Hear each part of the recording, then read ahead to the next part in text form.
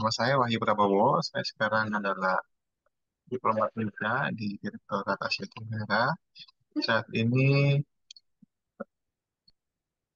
eh, memanage hubungan bilateral Indonesia dengan negara Timor Leste, Laos, dan Thailand. Sebelumnya saya juga posting di KBRI Bandar Sri Begawan di Brunei Darussalam pada tahun 2018 sampai 2021.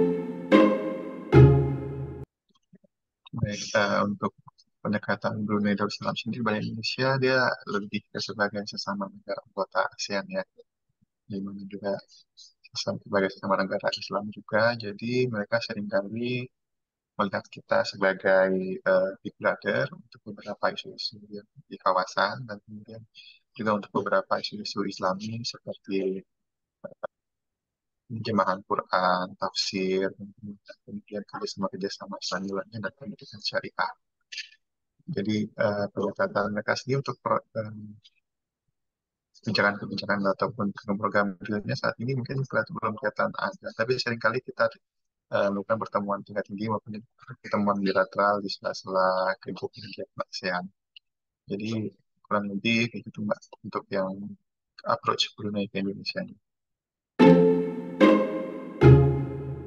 Baik, jadi selain dari kegiatan-kegiatan pertemuan bilateral baik dari tingkat yang teknis, menteri maupun tingkat tinggi seperti presiden dan Sultan Brunei, kami juga ada beberapa kegiatan seperti bidang komisi bilateral antara Menlu di Brunei dengan Indonesia itu terakhir tahun 2018. Dan kemudian ada juga beberapa kegiatan-kegiatan KBRI seperti eh, kunjungan ke beberapa petinggi Brunei maupun ke beberapa stakeholder Brunei seperti para bisnis, kemudian ada tokoh-tokoh penting dan lain-lain. Untuk kunjungan-kunjungan selain yang dari KBRI juga ada banyak Mbak. Dan non dari Kemlu juga seringkali ada kunjungan dari kementerian-kementerian teknis seperti Kementerian Pertahanan, kemudian BNN dan lain-lain. Dan juga banyak juga kunjungan-kunjungan dari Universitas Islam umumnya ya seperti UIN dan kemudian Muhammadiyah itu banyak sekali kunjungan. Jadi untuk dengan konteks dengan Brunei ini hubungan bilateralnya lebih tinggi ke pendidikan, khususnya pendidikan Islami, dan kemudian ke ketenaga kerjaan, karena kan mungkin banyak juga yang PNI kita yang bekerja di sana. Yang lebih demikian untuk yang nomor dua.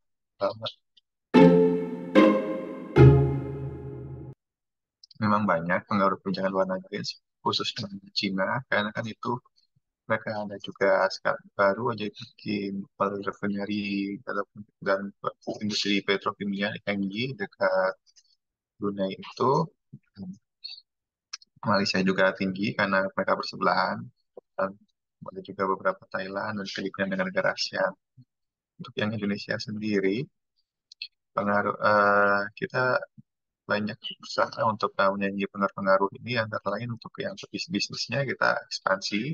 Aqua sudah masuk Mbak di sana Mbak. Kemudian mereka bikin pabrik sendiri di situ. Kemudian juga beberapa produk-produk kita yang sudah masuk juga, Indomie juga sudah masuk. Lebih sangat disukai, dan beberapa produk-produk consumer goods lainnya yang baik oleh masyarakat. Mereka juga mengonsumsi film-film dan musik-musik Indonesia. Untuk yang politiknya, kita hanya untuk kebanyakan di tingkat ASEAN aja Mbak, untuk yang pertemuan maupun yang bilateral, yang pertemuan-pertemuan kecil aja. Karena Amerika secara naturalnya kita sudah dekat dengan Brunei, dengan satu pulau. Jadi memang tidak banyak usaha maupun atensi yang diberikan ke hal ini, tapi karena memang hubungan kita nggak ada jelek saat ini, politiknya sangat mesra sih, jadi nggak ada isu-isu yang negatif. Jadi hanya tidak ada isu-isu untuk usaha-usaha khusus untuk mendekati Brunei, karena memang kebanyakan pendengar kita juga sama, jadi seringkali kita belum apa-apa sudah disetujui oleh Brunei. Demikian, Mbak. Kalau di KBRI Brunei itu, Bandar Sri Begawan itu kan terbagi jadi 4 fungsi Mbak.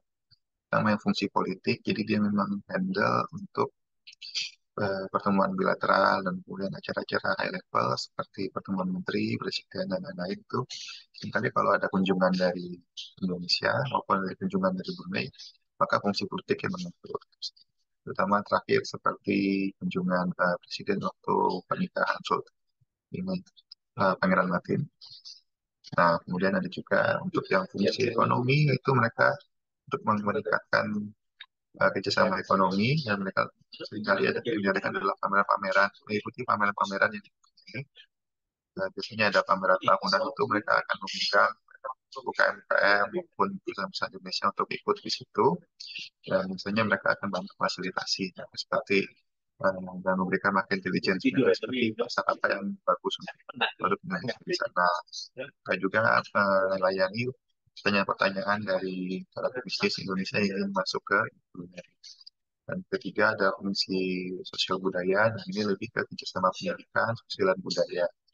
Nah, ini biasanya cukup sibuk juga karena banyak kunjungan dari universitas maupun komunitas-komunitas pengajian dan Islami yang ke Brunei.